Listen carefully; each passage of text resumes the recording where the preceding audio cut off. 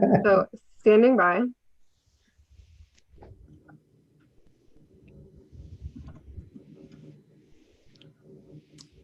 Hello, NaNoWriMo. Welcome to today's webinar. I am Grant Faulkner, Executive Director of NaNoWriMo, and I want to thank you so much for attending and attending from all over the place. I looked in chat and I see people from Australia, from Ontario, from LA, from Atlanta.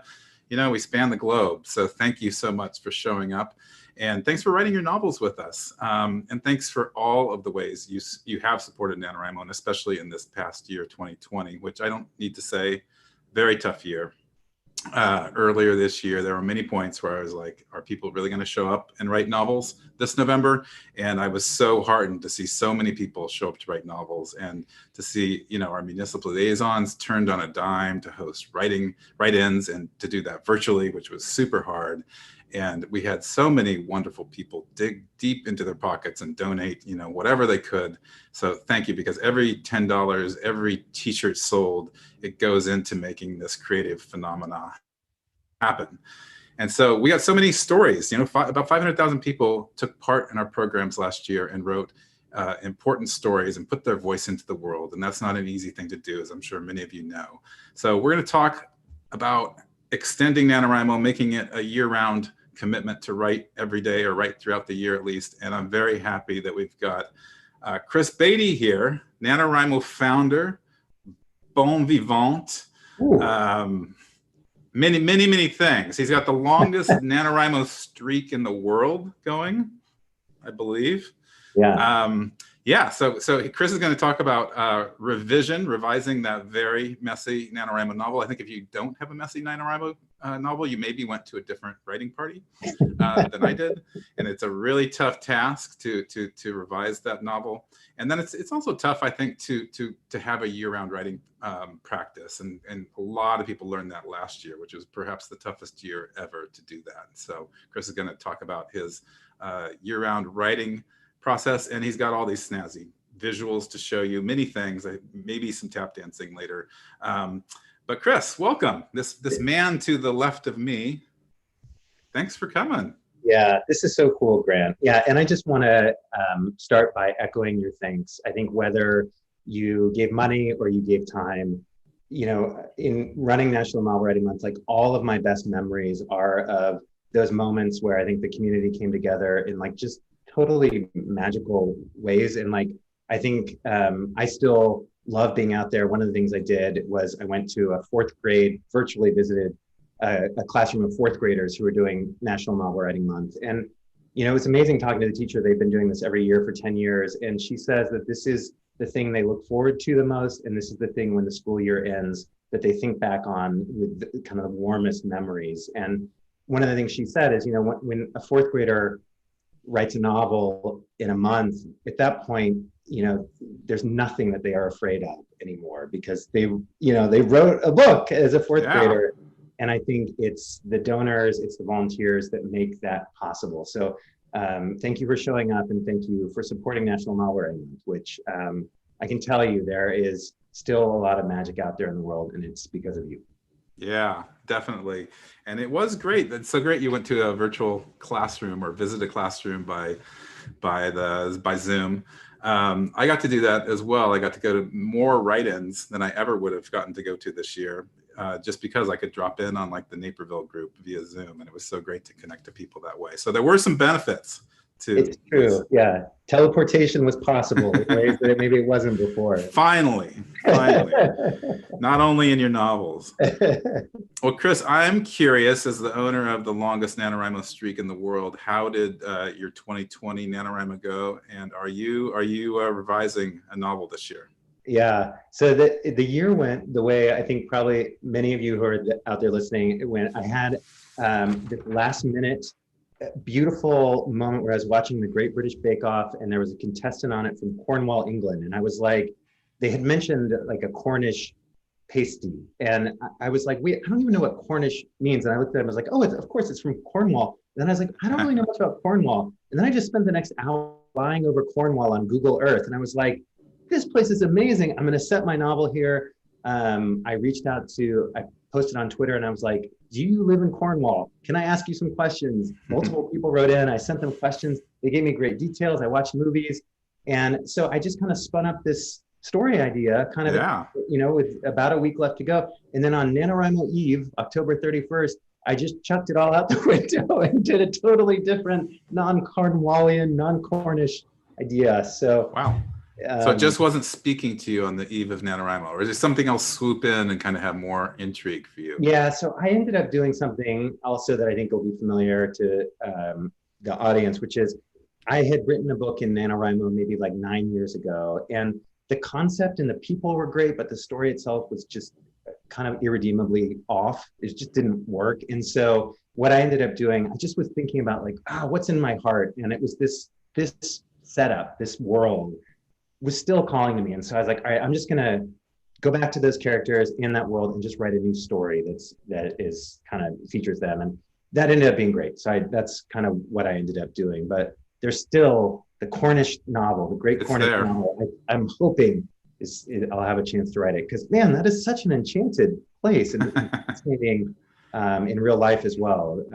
So that's what I did. And then I'm back to now, what I'm working on now is I'm somewhere between like 1 month and 10 years away from finishing the final draft of another NaNoWriMo novel that I started probably 7 years ago and have been working on. And that's kind of the theme of revision, I think. You're always between 1 month and 10 years. I know. You kind of want to question things at the 10-year mark, I think. I live at the 10-year mark, so I appreciate you questioning it. I've been watching another British TV show called Grand Designs on Netflix. Have you seen this show? I haven't.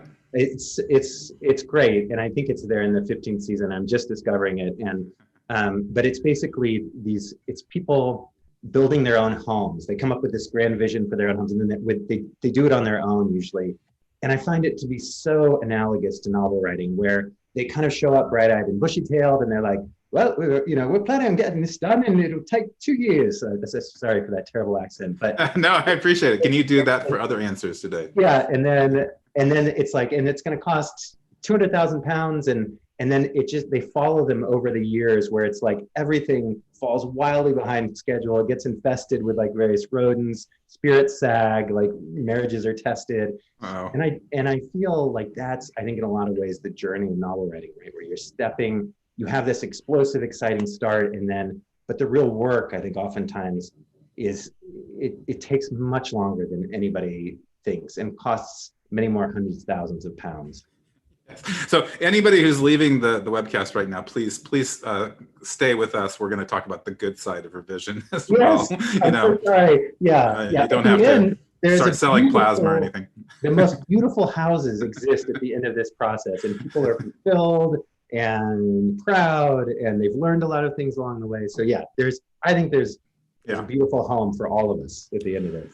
Well, Chris, I know you're a very goal-oriented person. In fact, I think you said a goal plus a deadline equals a creative midwife. This is a famous question.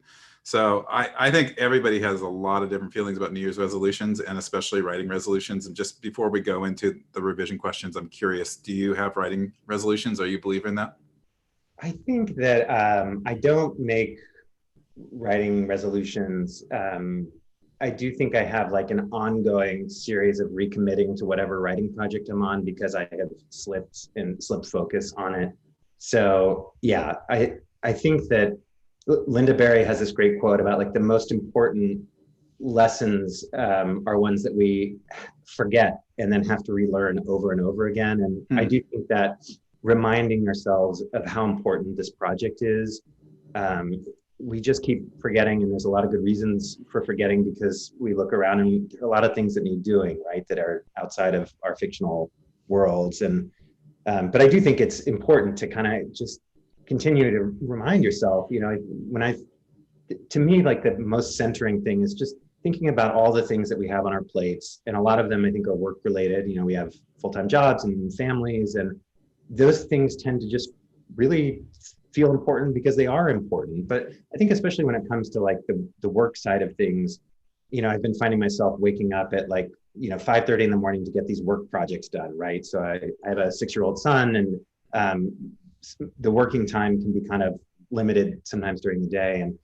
but I really wish, and what I should be doing is waking up at that same time and working on my novel in the morning, because I think when I think back on the projects that I'm waking up early to work on that I feel so important, I'm not going to remember any of those even a year from now, and definitely Yeah. not 5 years from now. But I think if slowly those creative hours that you can put into these projects, that adds up to a book or something that really will be something I think we all will think about.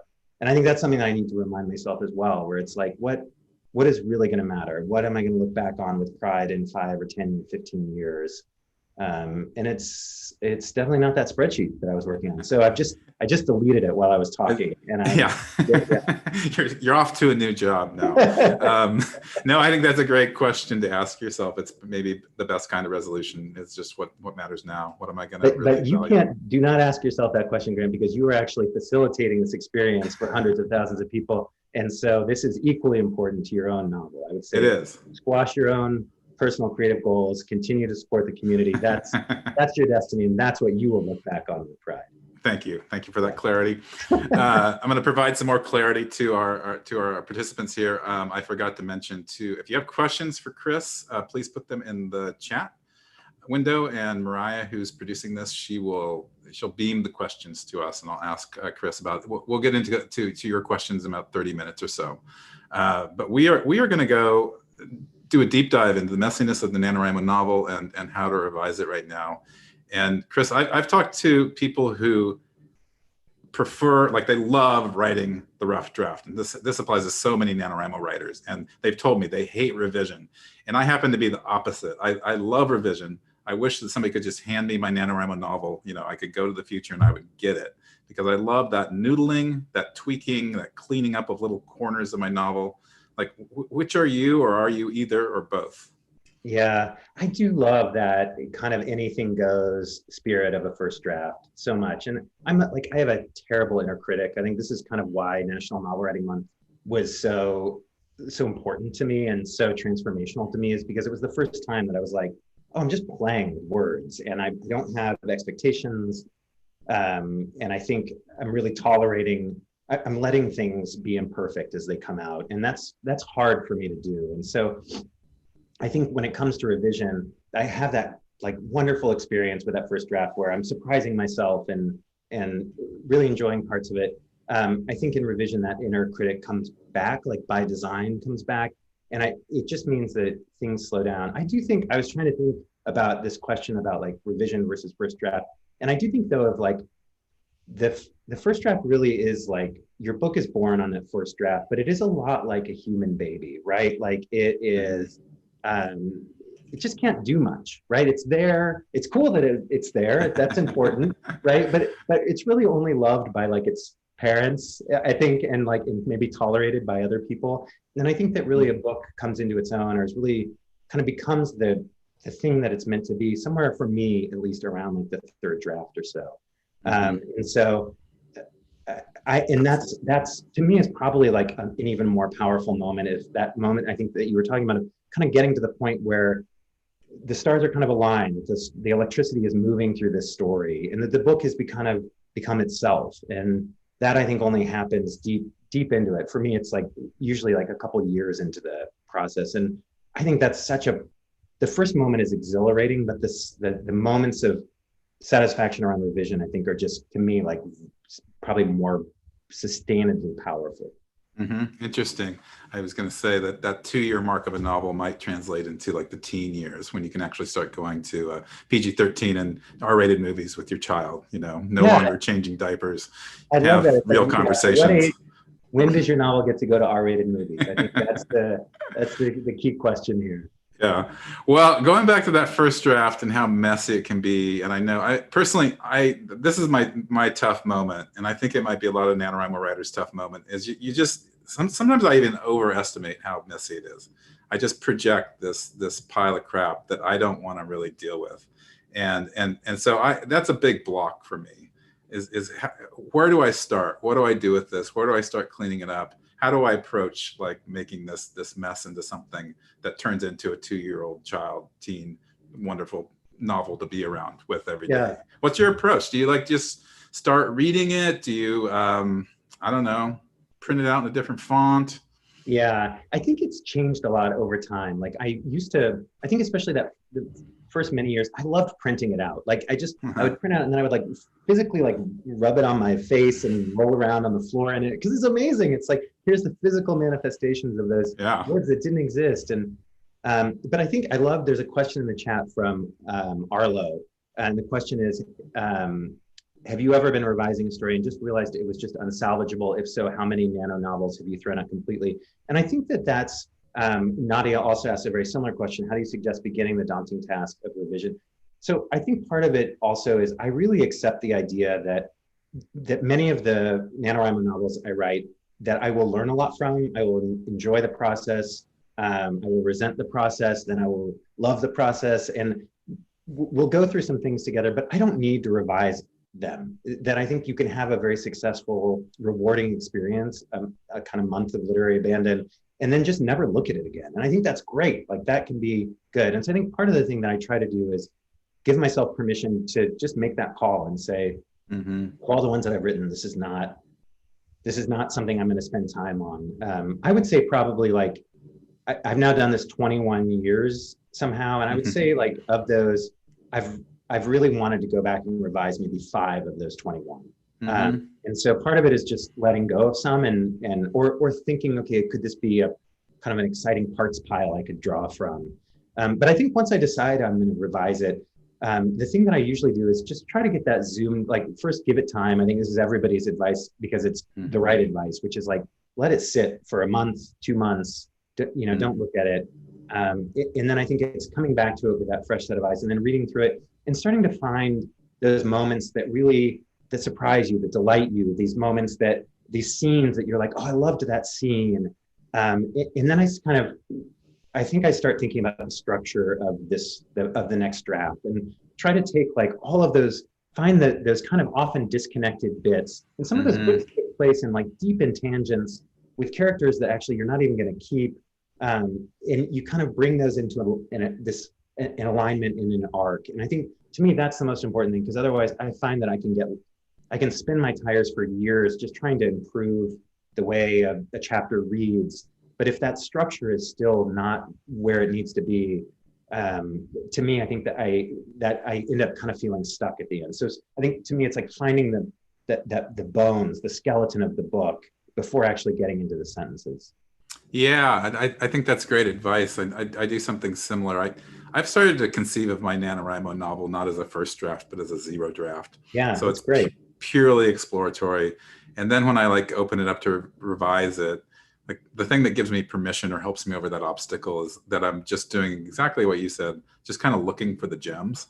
Yeah. And highlighting them. I also like to print it out and make it look official and everything. That's a joy still at this age. But yeah, look for the gems, because I think I'm really looking, something's there, but it's still emerging, I guess. It's still like your toddler. It's so much in those emerging stages that yeah, so I'm seeing where the creative fuel is and just what attracts me to it. Yeah. Well, I think also it's like bracing yourself for that. You had said that sometimes you're surprised by that the quality is actually better. And I think a lot of people find that, where they also find things in their books that they don't remember writing, right? That's an amazing thing where they're like, what? Yeah. Oh, God, that's right. It's like they went to that like Penguin Island or something. And but I do think like thinking about it, I'm not looking for quality sentences at all. Like I do think of it, I love that idea of gems. And I think of my first draft as kind of a wonderful garbage heap, right? Like the best garbage heap. And that somebody has scattered some Bitcoin wallets around it accidentally or something.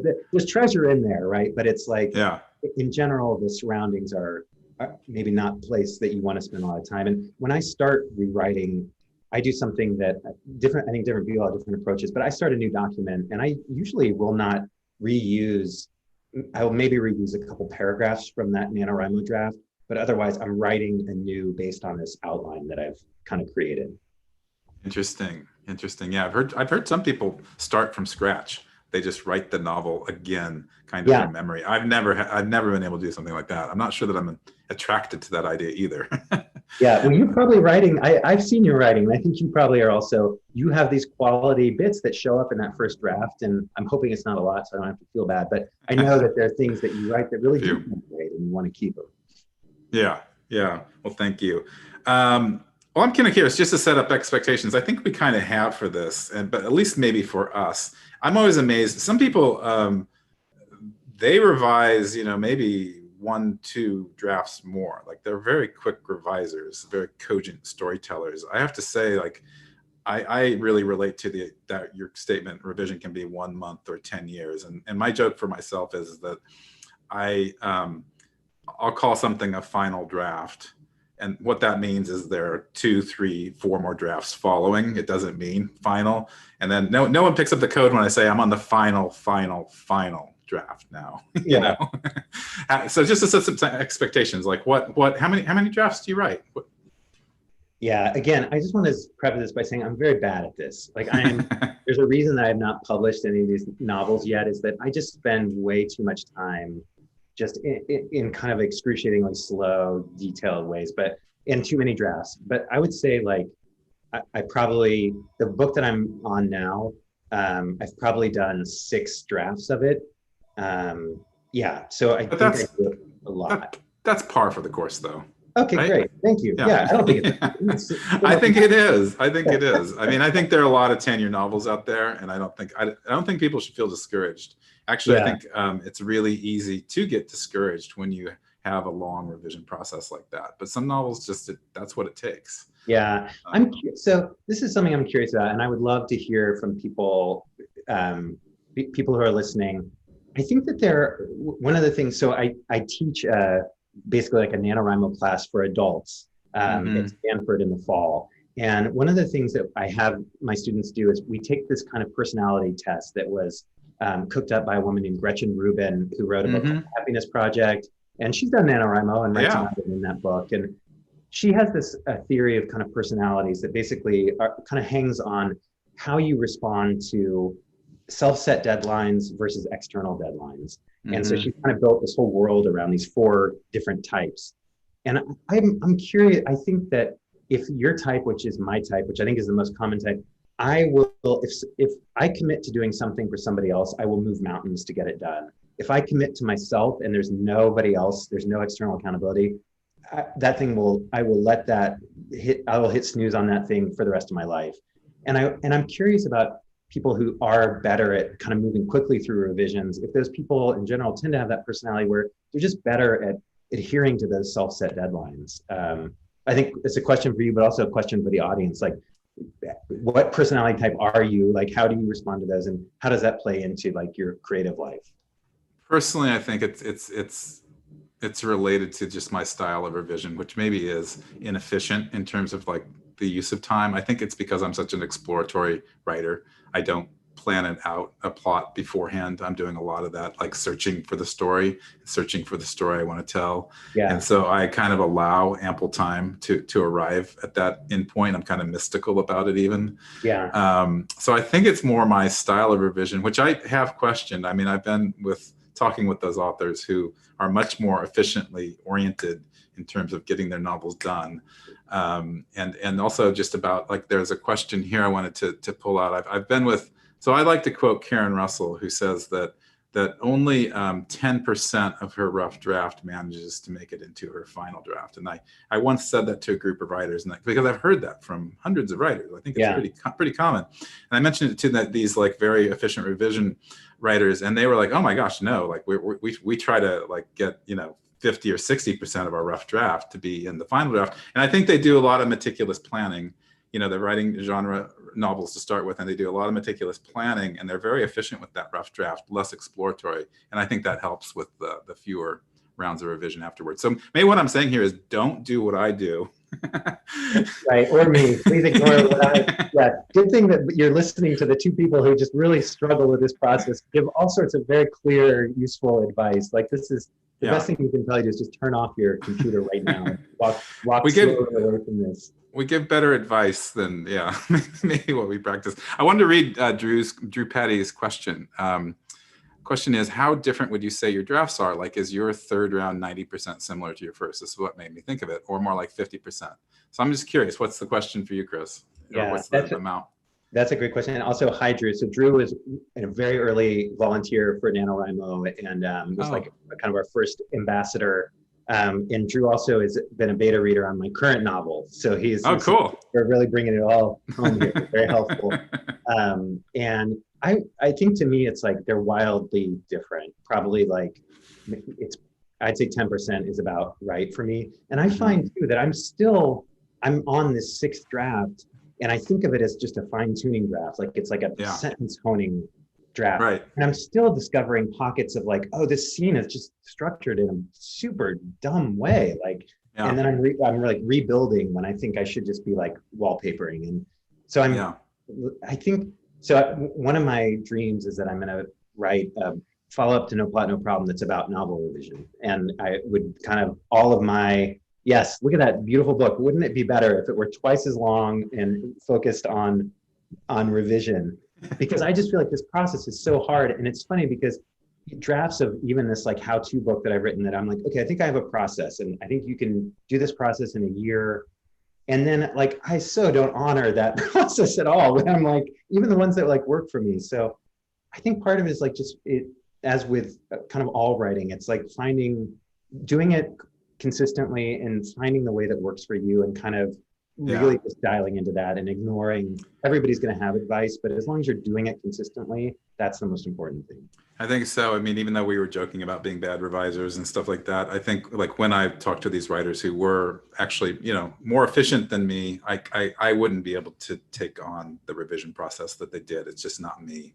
So I'm pretty comfortable in taking my approach, but I'm also always look for ways to tweak it and change it as well. Yeah. One of the things though, I do want to say about like starting. So I think before I even think about what is in the book, I try to build out some sense of accountability on the project. Like you were saying, based on this like personality type. So one of the things that I've done, and I would recommend this to other people, and I'm just going to share my screen here, is I started when I was feeling like I was just kept falling behind on this and not working on it. I started a book finishing club with a friend, and this friend wanted to write a pilot for a TV show, and I wanted to recommit to my novel. And so we started a book finishing club, and it was very simple. What it was is I set up a Dropbox paper doc, which is basically just like a Google Doc, sort of a shared interactive doc. And then every week we would set a goal for ourselves, and I'm going to share what this kind of ends up looking like. So weekly revision goal you would share. So yeah, so you have this weekly revision goal. I think you can kind of see this here. This is from last year. So both of us would set goals, and then over the course of the week, on Sundays we would check back in on kind of like what we had actually accomplished. We would have there's actual check boxes, so that felt really good. And then we would be able to share a little, like a sentence or two of what we had written that week. And then the nice thing you can kind of see over here is it's just so nice to have a little bit of encouragement, some emojis sent your way, like go a really long way. And you also kind of get to have that life check-in. So I would really recommend if like somebody, if you are finding it kind of hard to get that accountability, I think just setting up a virtual kind of club with somebody or some buddies. It's amazing what you'll do where it's like Sunday's rolling around, you committed to doing this thing and you haven't done it yet, but you can't be the only person that didn't do it. And so you sit down and do it. And I think that's great. That's part of the genesis of NaNoWriMo, I know. And it's something I do actually for other areas of my life, not writing. I do it for exercise with a NaNoWriMo writer. We swap emails every Monday morning giving updates. But you're right, it's all, I don't want to be embarrassed about not hitting my goal. Or I don't want to be like, oh, I was too lazy to go out and walk 10,000 steps. Yeah. Well, I'm curious. So a big thing for me during the revision process, and this is again like a big confessional about what a weak spot in my writing is that I have no confidence in my plotting abilities even after all these years. And so revision to me, a key part of it is really thinking about the plot and the pace of the novel. And so once that toddler, maybe the toddler of a novel is walking, maybe I don't know if that's the right stage or not, but out of diapers. How do you look at that novel as a whole And Yeah. how do you think about that plot and pacing? Do you have any techniques for that? Any spreadsheets you can show us? Yeah.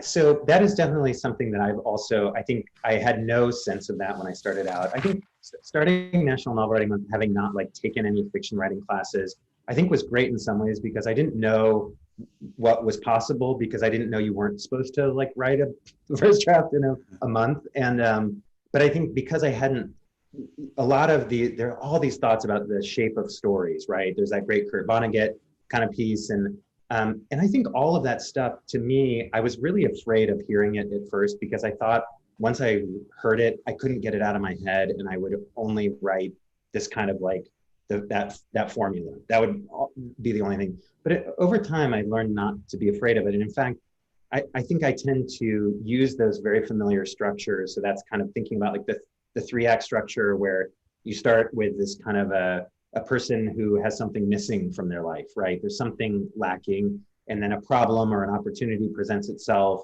Kind of usually they will kind of shy away from that. They get kind of pulled into it.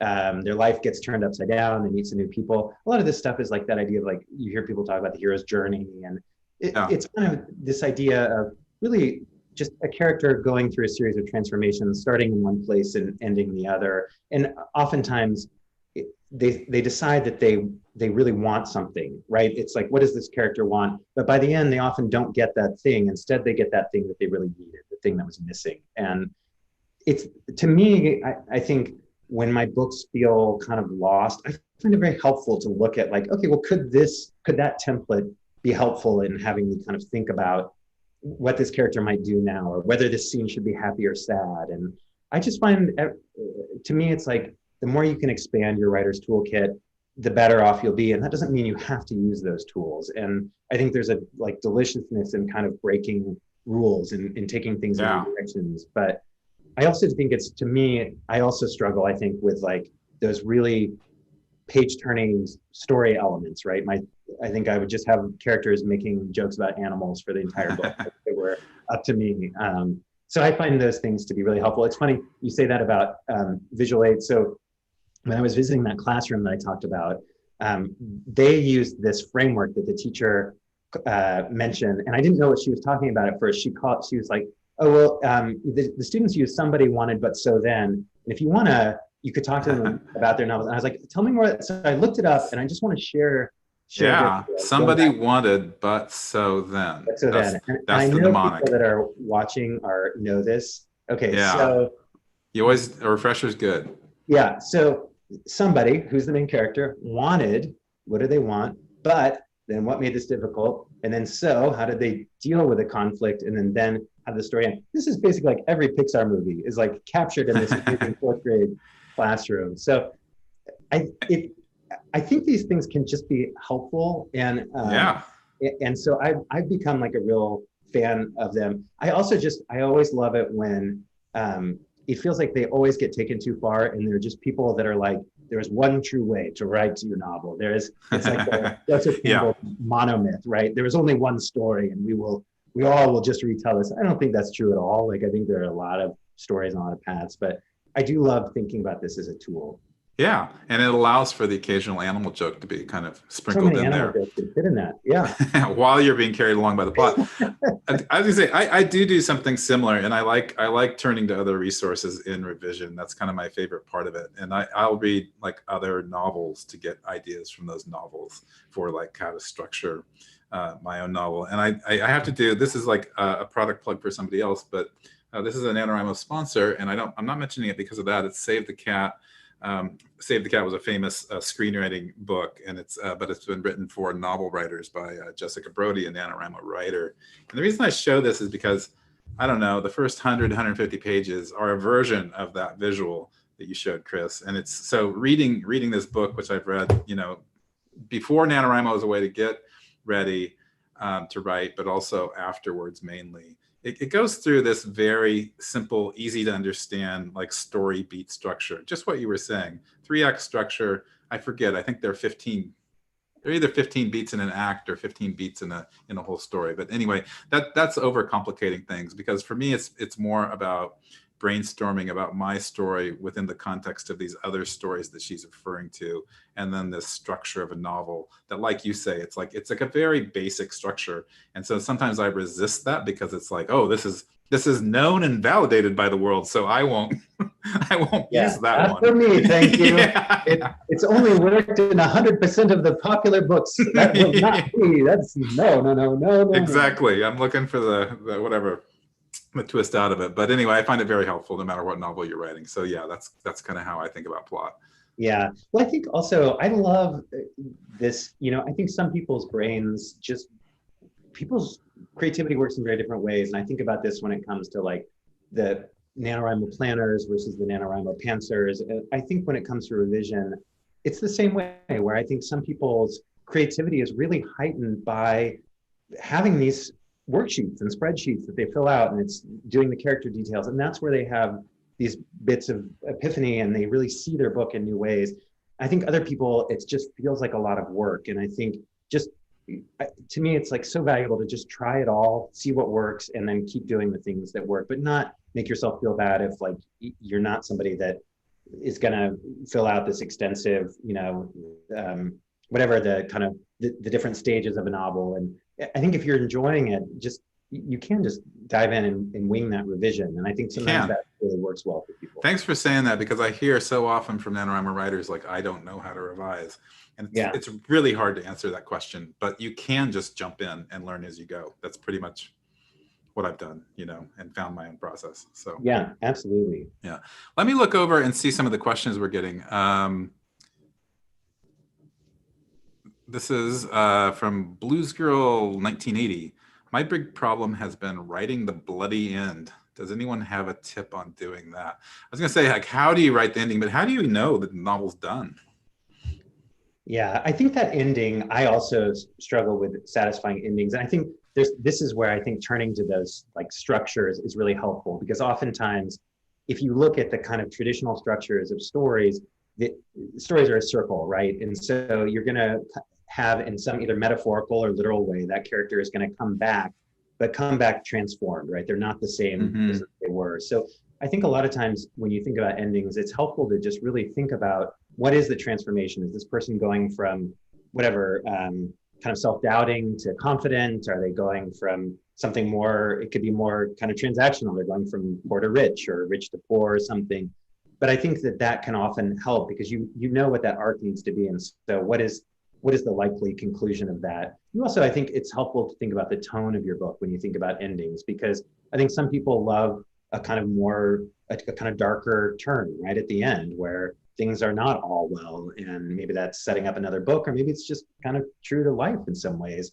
But I think other people, like, there's a phrase like, it's not a happy ending, it's a hopeful ending. And to me, I like that idea that the transformation is possible. And so that I think also structurally, you can kind of start to think about, okay, what do they need to get in their life? What small battles will they need to win? And that I think helps me think about the end. And I've now gotten to the point where I didn't ever know the end of the story, but I now, usually before I start writing, will have some sense of how this might end. Yeah, I do want to acknowledge just how tough endings are. I think Hemingway wrote 34 different endings to The Sun Also Rises, something like that, or A Farewell to Arms. I feel like can be par for the course for a lot of authors. It's hard to nail that ending. So you just got to kind of keep working at it. Let me see. Quinn Collard would love a link to the personality test. Is it linkable? It is. So I think if you Google the 4 tendencies, and the author's name is Gretchen Rubin, she has a personality test on her site that you can take. But it's called the 4 tendencies. Okay, cool. And then Kristen writes, I wrote a modern Gothic draft during her first Nano. And she's been reading a lot of the Gothic genre, and she's found 2 types, formulaic and literary. So the question is, can an author write both and be successful? Can you write commercial and literary? I would hope so. Yeah. I mean, I think to me, it's like, if you love this book, if you love the thing you're writing, no matter how technically unmarketable it is, there is an audience for it, right? Yeah. It may not be a giant audience, but there will be people out there that are ready for this, are hungry for it. And I think sometimes in my in the NaNoWriMo class that I teach for adults, people bring in several book ideas and they're like, but of course, you know, I'm excited about this idea, but it's just not marketable. Or they went to a writer's conference and heard some agent say, if you don't know where it's going to live on the bookstore shelf, you shouldn't be writing it. I think that's terrible advice. Like there's, you know, it's like, it's up to all of us, I think, to kind of follow our curiosity and follow our passion in these books. And I think the world changes because we make a commitment to a story that we love and we see it through. And I can guarantee that there will be people that will want to read it. So yeah, absolutely. I would say that's a great answer. Right. I feel like this world, you know, the separation between literary and commercial also, the lines are very blurry. A lot of very commercial fiction is also very literary and vice versa. And, you know, I actually tend to write more literary novels, and I still use this, you know, much more genre-based plot guide. So Rick asks, Chris, do you highlight whatever you want to keep, or how does outline stick out for you? Yeah, I think I tend to kind of, as Grant had said, I make notes in the margin. I will kind of like maybe just draw a little line to kind of highlight something. And then I think when I'm done with that read, I just sit down and make a new notes file. And I don't actually do that kind of like sub-nested outline. It's just more, okay, this is who this person is. Here's kind of what they're struggling with. And it's kind of a very messy collection of thoughts around that sort of story arc. So that's what I tend to do. And it's not usually, I think it's more kind of marginalia and less like kind of highlighting. Yeah. Drew asks another revision question. What's something that you've done that ended up wasting a lot of time or didn't help the book? Basically, is there a list of, you know, top 5 worst things, top 5 worst things to do while revising? You go. Go for it. I got one. I have, you know, what I find interesting about revising is that it makes me aware of all of my weird writing tics. And I can't explain a lot of them right here. I'd have to show you on the page, but I always get in that moment where I'm like, what on earth was I thinking? Or why have I been doing that for 20 years, you know, throughout, like, who knows, 5 to 10 novels. I keep doing it. I don't understand. But the one thing that really stands out is sometimes, like, when I'm in doubt, like writing a novel, especially in the rough draft, like when in doubt, I err on the side of doing a flashback. So I've wasted more writing time on sort of thinking that a flashback can carry a novel. Actually, a flashback is super difficult to carry off. You know, it's rare where they really move the plot forward, but I still like love this idea of the flashback because you get to go into all this great character background. You almost get to go into a whole different novel, which might be my strategy to avoid the novel I'm writing by doing right. a flashback. Yeah, start a new one. Yeah. So beware of the flashback. That's all I'll say. Maybe you're writing a prequel though, Grant. I mean, maybe it's your creativity can't be constrained. I think to me the biggest mistake that I've made, and again, like, this is really, mileage may vary. I think if your goal is to finish a book, I would really advise not to polish any prose until you're on the, like, maybe 3rd or 4th draft. Like, let the sentences be bad, let the dialogue feel clunky. The scenes just need to be doing their job rather than like doing it elegantly. Because what I have found is that even on the 4th draft, I end up cutting and replacing huge parts of the book. And so all those hours that I spent on making the dialogue pop and making jokes land, really ultimately, if my goal is to finish the book, were wasted. I do think that there's a joy in just working on a book and it feels good. But I think, again, if your goal is just to spend time in your imagination, don't worry about that. But I think if it's to finish it, I would say don't polish until you feel like the story is really set. And that's really hard because, you know, polishing is really what that feels like writing to us. And most of what we're doing in the revision phase, there's not a real word for it, right? It's like we're deliberately making these kind of useful messes and then continuing to dig those up and spin them around. And we know that's not good writing. We look at the page and it's not exciting, it's not interesting. And I think living with that in-between state is like the art of novel writing is much about that comfortableness with the potential of a story rather than the actual reality of those words as it is your craft as a writer. It's like, how much can you live in that between world? And you have to, I think, to me, there's that constant tendency to go back and start making the sentences nice. And that is, I think, where you end up losing years. It's true. I certainly used to have a tendency of trying to get that first chapter absolutely perfect, and I'd spend so much time on that.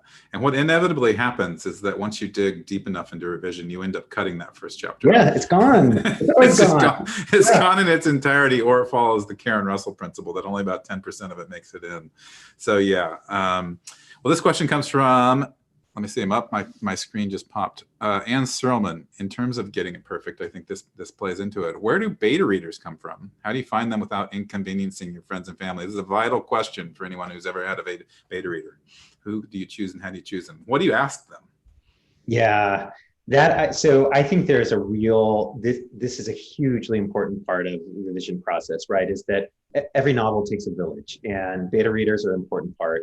I think to me, some of the important things I've discovered about beta readers is really don't let them see, you kind of get one shot with their fresh brain. And so it's really tempting to give them an early draft, and because you're also secretly kind of excited and you think they're going to be excited about it too. But I would say hold off as long as you can.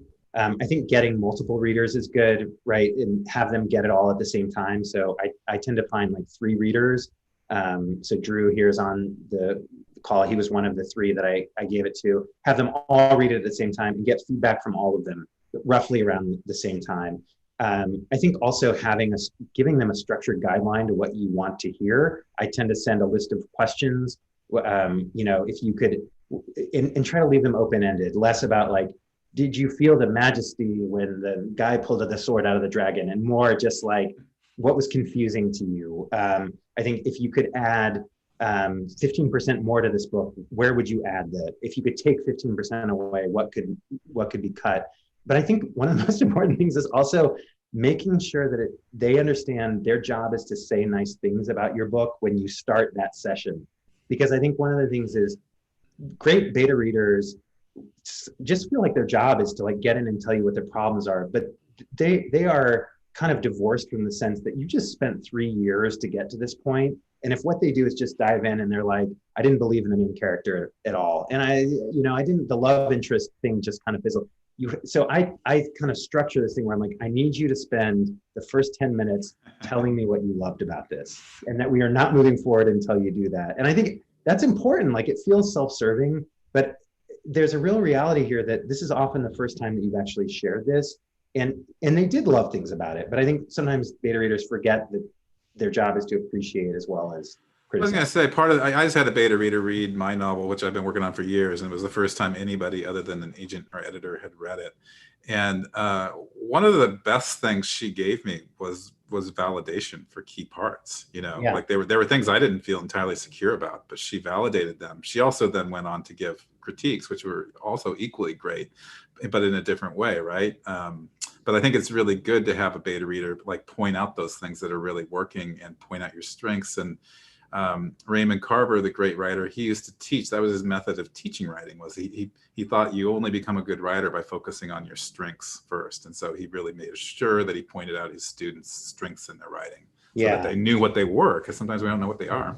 I think it's great. And the other thing I'll say is, I think it's really important, this question, which is such a good one from Anne about like, where do they come from? I think some of us are lucky that we've lived in the same area for long enough. We're part of writing circles, and we just are friends with these people. But I think for a lot of people, that's not the case, that you are friends with a lot of people, but none of them are writers.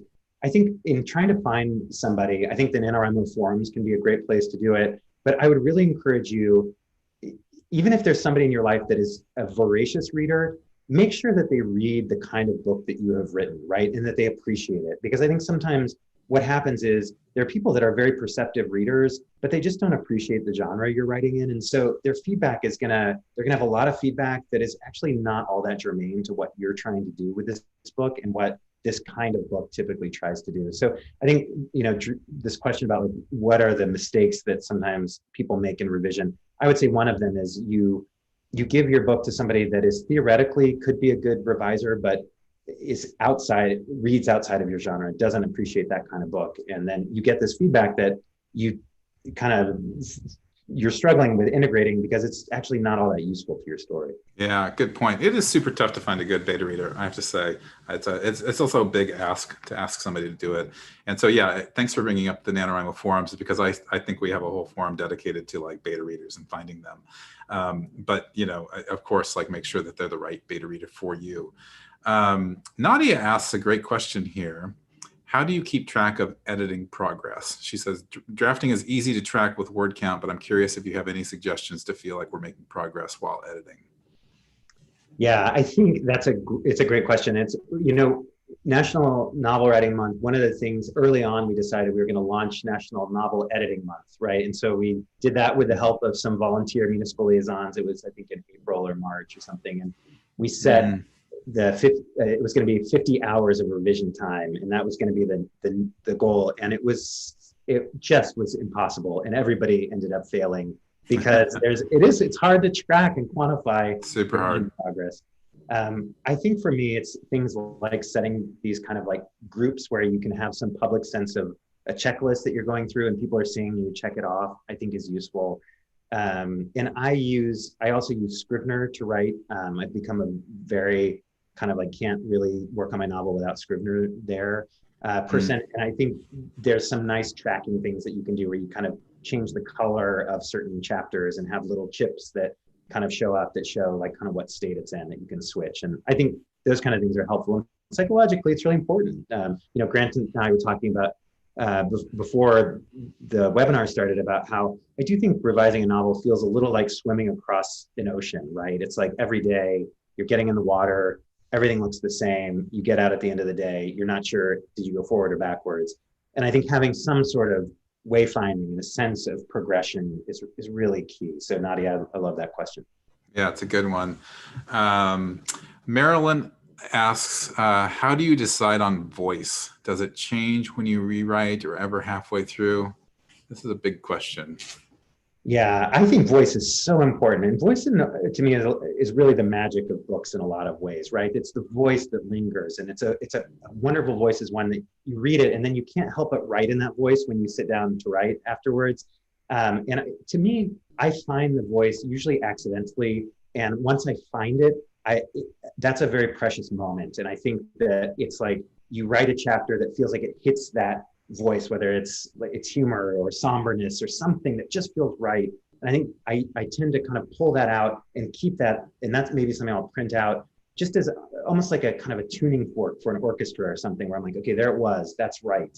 And I want everything to kind of feel like that. So I think to me, it's an accidental process. I'll eventually hit it at some point, but I try to then pull that out and keep it present and close so I can repeat it. It's a really fascinating thing. And I think, I don't know how writers who have a clear, you know, really distinct voice, if they know that or not, or if it's like accidental.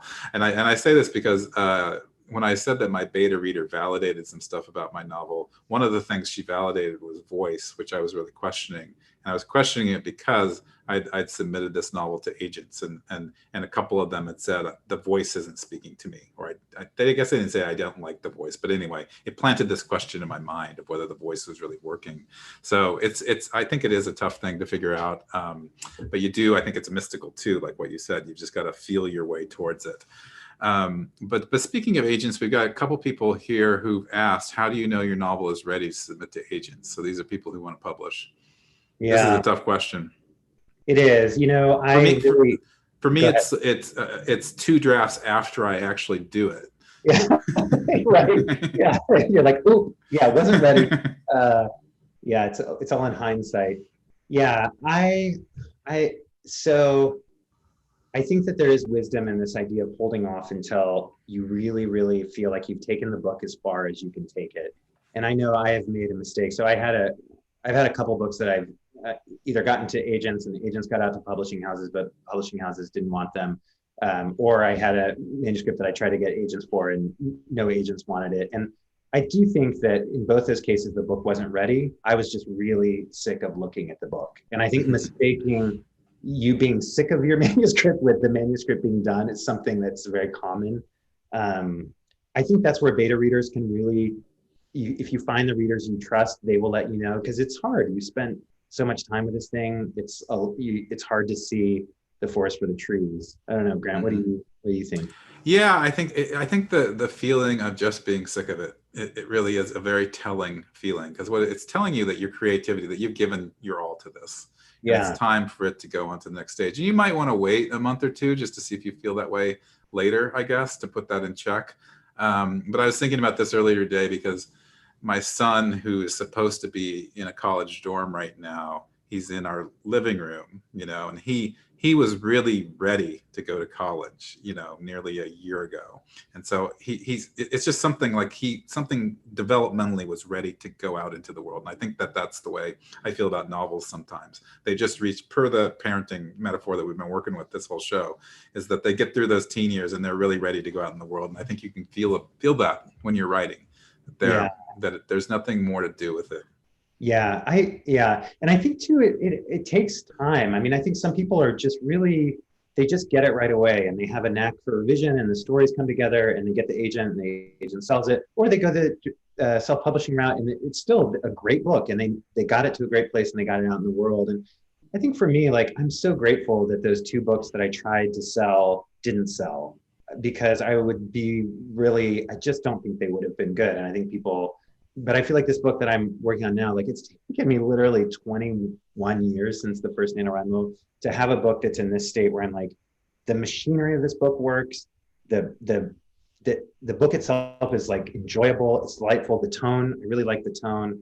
I feel like this book is ready. And so I'm fine that it took 21 years, right? I think and that journey has been worth it. But yeah, I think just continuing to push until you feel like it's as good as you can make it. Yeah, and I was going to say, don't underestimate the power of rejection as a creative force. It's like ironic and strange, but some of these rejections that I've received from agents for this novel have made me go back to the novel with questions, which I've revised with, and they've helped me go deeper into it.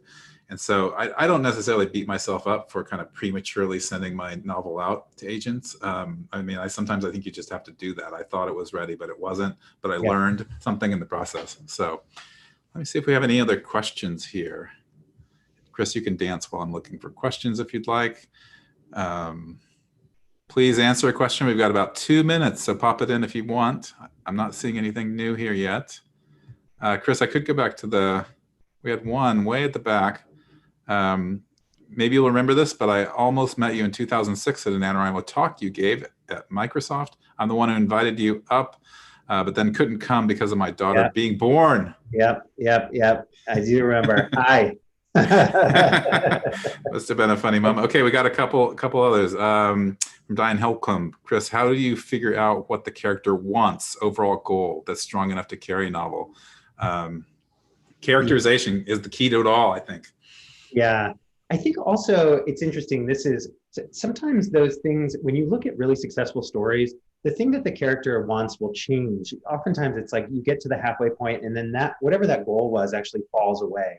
So sometimes it doesn't, it's kind of like a multi-stage rocket, right? Where they want one thing, they're going after it, and they fail to get it, and then a new goal will take over. So I also struggle with that, because I always want some beautiful driving force, right? And I don't think you always need to have that. And I think also sometimes it's okay to just have them want small things. Like sometimes you can get through a novel just scene by scene, knowing that a character is wanting something. I don't know, Grant, what do you think? I think you did some wise thing about characters.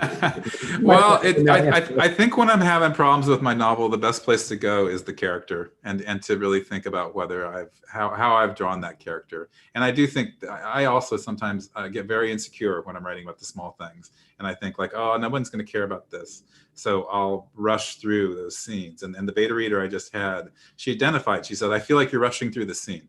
And she identified all those scenes that I was rushing through. So I do think there's something about slowing down, taking time, trusting that your reader also wants to linger, that you don't always need to be on the jet plane.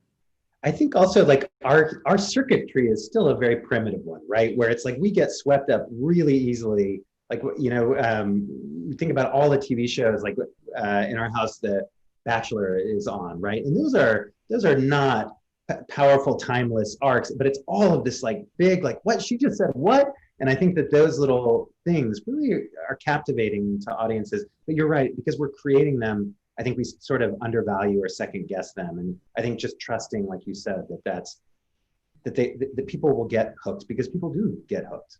Yeah, they like those animal jokes Yeah, they that love you were them. joking about earlier. Maybe not too many, maybe structured with a plot. Oh, you're reining me in, you're really harshing my mellow here, Grant. This No, book is all animal joke. I Yeah. want a novel titled Animal Jokes. That's your next NaNoWriMo product. With take place in Cornwall. You could eat Cornish hens to prepare. So great. It's writing itself. Yeah, Cornish tofu hens. Let's make it vegetarian there. Well, hey, we're at time here. This has been wonderful. I could probably keep talking about revision for several hours. But thank you for all your wisdom.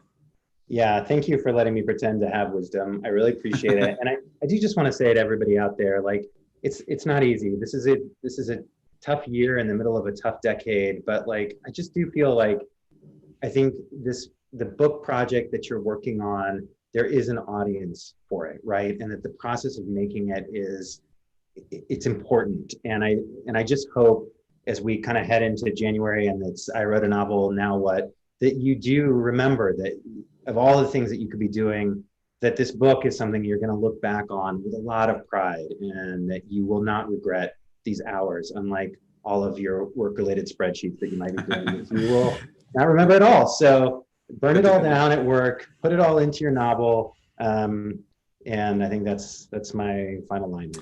Yeah, thank you for reminding us of that, Chris, because I did want to say that we started going down a kind of publishing agent track here, and I do think there's something to remember about the joy of writing your novel and the satisfaction that the story gives you unto itself. And I think that I always say that there's an interesting satisfaction that happens when you're revising and going deeper into your novel. When you actually finish it, whether it gets published or not, you've got a finished novel. So yeah, I think that's the most important thing. Yeah, absolutely. Yeah, get it done. You get it done. That's the most important. Okay, those are the closing words from Chris Baty. Any other closing words here? Get it done. There it is. Those are the gestures you need. Thanks again, everyone, for showing up. And thanks for writing. Thanks for donating. Thanks for organizing write-ins. You know, you guys make it happen. NaNoWriMo would be nothing without the NaNoWriMo community. Thanks for giving the gift of writers to so many people around the world. Bye, folks.